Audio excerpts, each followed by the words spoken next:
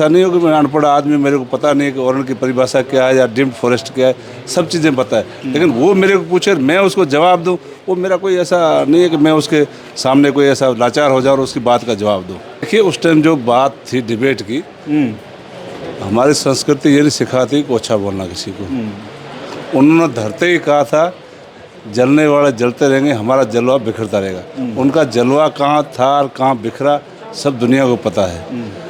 जिला ख़त्म करने की जिले बन गए, अशोक जी ने बहुत अच्छे जिले बना दिए।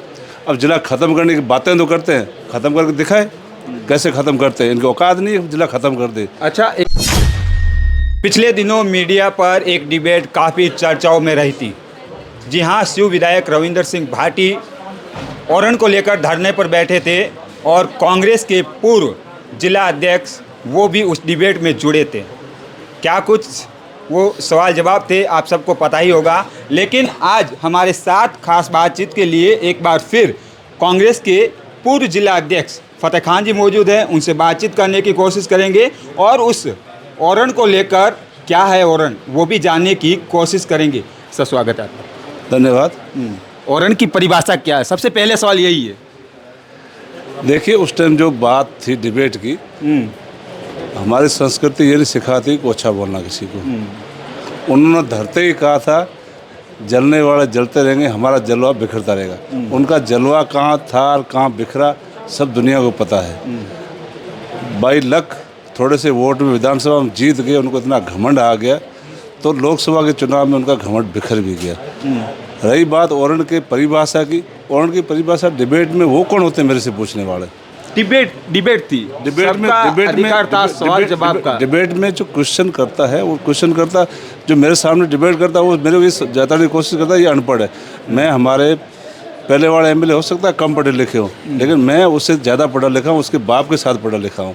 कोई ऐसा नहीं हो कि मैं अनपढ़ आदमी, मेरे को पता नहीं है कि ऑरेंज की परिभाषा क्या है या डीम्ड फॉरेस्ट क्या है, सब चीज़ें पता है। लेकिन वो मेरे को पूछे, मैं उसको जवाब दूँ, वो मेरा कोई ऐसा नहीं है कि मैं उसके सामने कोई ऐसा लाचार हो जाऊँ और उसकी बात का जवाब दूँ। चलो, ये तो हुई उस डिबेट की बात, लेकिन अब चुनाव नज़दीक है। किस तरह से चुनाव को लेकर तैयारी चल रही है, पंचायत के चुनाव?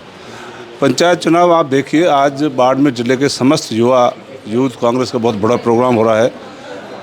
नशा भगाओ और नौकरी दो, ये बहुत बड़ी विडम्बना है बाड़मेर जिले के लिए नहीं, पूरे राजस्थान में नशे की प्रवृत्ति भयंकर रूप से बढ़ रही है और सरकार उस पर किसी प्रकार का शिकंजा नहीं कस रही है। उसको लेकर के आज बहुत बड़ी रैली की जा रही है। पूरे जिले के लोग इसमें शामिल हो रहे हैं, यूथ कांग्रेस से, बड़ी कांग्रेस से। हमारे एमपी साहब और हेमाराम जी थोड़ी देर में पहुँचने वाले हैं। पंचायत राज चुनाव में अभी इस गवर्नमेंट का खुद का ही पता नहीं। नगर पालिका चुनाव का समय समाप्त हो गया, प्रशासक काल लगा दिया। पंचायतों के चुनाव का कार्यकाल समाप्त हो रहा है, उसमें भी प्रशासन लगाने की तैयारी करे। उनको खुद को ही पता नहीं कि पंचायत का चुनाव कराना या नहीं कराना।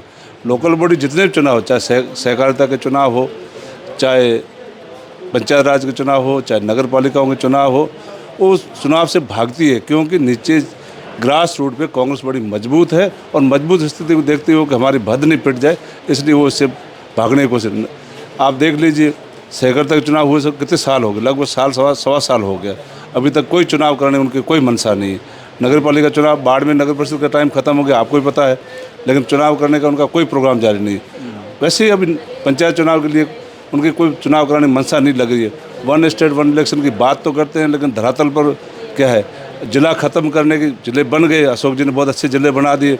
अब जिला ख़त्म करने की बातें तो करते हैं, ख़त्म करके दिखाए कैसे ख़त्म करते हैं। इनकी औकात नहीं है जिला ख़त्म कर दे। अच्छा, एक सवाल रहेगा, आपका और पूर्व विधायक अमीन खान का मनमुटाव काफ़ी ज़्यादा था, अब क्या कुछ बातचीत वगैरह हो रही है या फिर? नहीं, ये अलग बात, चुनाव लड़ना अलग बात है। चुनाव में एक दूसरे सामने लड़ते हैं, आज नहीं पहली बार मैं और अमीन खान लड़े हैं। हमारा कोई किसी प्रकार से मन मुटाव नहीं। मैंने पहले भी मंच के माध्यम से कहा, आपके माध्यम से कहा, अमीन खान बड़े हैं, बुजुर्ग हैं, हमारे आदर से, वो क्या कहते हैं उस पर मैं नहीं जाऊँगा, लेकिन मैं उनका हमेशा सम्मान करता रहूँगा।